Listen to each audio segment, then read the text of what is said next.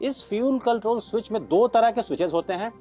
चूंकि चूंकि एयरक्राफ्ट में दो इंजन होते हैं, तो बाईं तरफ के इंजन के लिए एक स्विच, दाईं तरफ के इंजन के लिए एक स्विच। अब ये स्विच काम कैसे करता जाए? अगर रन से कट ऑफ या कट ऑफ से रन पे लाना है तो ये कोई पायलट सीधा नहीं कर सकता है। किसी को यहाँ पे एक नॉब होता है, उस नॉब को दबा के ऊपर की तरफ खींचना होता है। एयर इंडिया 171 अहमदाबाद से लंदन की जो फ्लाइट का एक्सीडेंट हुआ था, उसकी प्राथमिक जांच रिपोर्ट आ चुकी है। जांच रिपोर्ट में क्या संभावनाएं व्यक्त की गई हैं, क्या आशंकाओं को दरकिनार किया गया है, उसे हम कॉकपिट के अंदर के सिस्टम्स के साथ समझने की कोशिश कर रहे हैं। सबसे पहली जो थियरी आई थी कि क्या कहीं कोई बर्ड हिट हो सकता है, क्या कोई बाहरी कारण हो सकता है, उस तरह की कोई संभावनाएं नहीं दिखती हैं। एक खास पोर्शन पे कहा गया है कि क्या फ्यूल स्विचेस की वजह से हो सकता है वहां गड़बड़ी हुई हो। आखिर होते क्या है फ्यूल स्विचेस, कैसे उनका कंट्रोल होता है, हम एक 787 के एक वर्चुअल कॉकपिट के अंदर का हम ये जो संरचना है उसके द्वारा हम समझने की कोशिश कर रहे हैं। देखिए, ये दो सीट्स होती हैं जहां पे पायलट्स और को पायलट्स बैठते हैं। ये डिस्प्ले स्क्रीन होता है, अभी इस पे रडार का नेविगेशन, रडार का डिस्प्ले ऑन है। चूंकि ये बहुत ही आधुनिक एयरक्राफ्ट माना जाता है, इसमें डिस्प्लेस इंटरचेंज यानी स्विच हो सकते हैं। इस पे एयरपोर्ट का लेआउट आ सकता है, इस पे कोई और डेटा भी प्रोजेक्ट किया जा सकता है।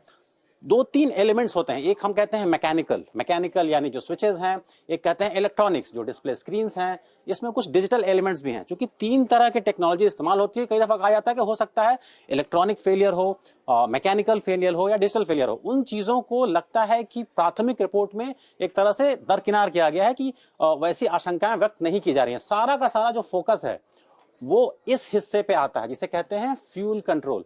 इस फ्यूल कंट्रोल स्विच में दो तरह के स्विचेस होते हैं। चूंकि एयरक्राफ्ट में दो इंजन होते हैं, तो बाईं तरफ के इंजन के लिए एक स्विच, दाईं तरफ के इंजन के लिए एक स्विच। अब ये स्विच काम कैसे करता जाए? काम दरअसल ये ऐसे करता है कि यहाँ पे देखिए, यहाँ पे लिखा हुआ है रन, यहाँ पे लिखा हुआ है कट ऑफ। अगर ये स्विच ऊपर की तरफ होता है तो इंजन में थ्रस्ट होता है, वहां फ्यूल की सप्लाई होती है। अगर ये नीचे की तरफ होता है तो इंजन का ईंधन जो है वो उसे नहीं मिलता है, वो कट ऑफ हो जाता है, यानी काम करना बंद कर देता है। रिपोर्ट की माने तो किन्हीं कारणों से जब ये एयरक्राफ्ट टेक ऑफ कर रहा था और या कर चुका था, उसके बाद किन्हीं कारणों से ये दोनों ही स्विचेस रन के बजाय कट ऑफ पे थे। अब देखिए, ये इतना आसान नहीं है।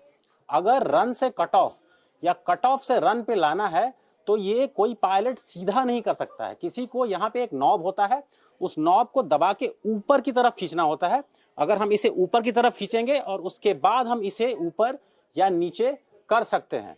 सवाल इस बात पर उठाए जा रहे हैं कि अगर ये मैकेनिकल फेलियर नहीं है तो अभी तक बोइंग या जीई को, उनके ऑपरेटर्स को किसी भी तरह के दुनिया भर में जो बाकी के एयरलाइंस हैं उन्हें कोई गाइडलाइन नहीं दी गई, यानी कोई ना कोई, जिसे हम कहते हैं इनहेरेंट प्रॉब्लम, अभी तक रिपोर्ट में ऐसा ऑब्जर्व नहीं किया गया है।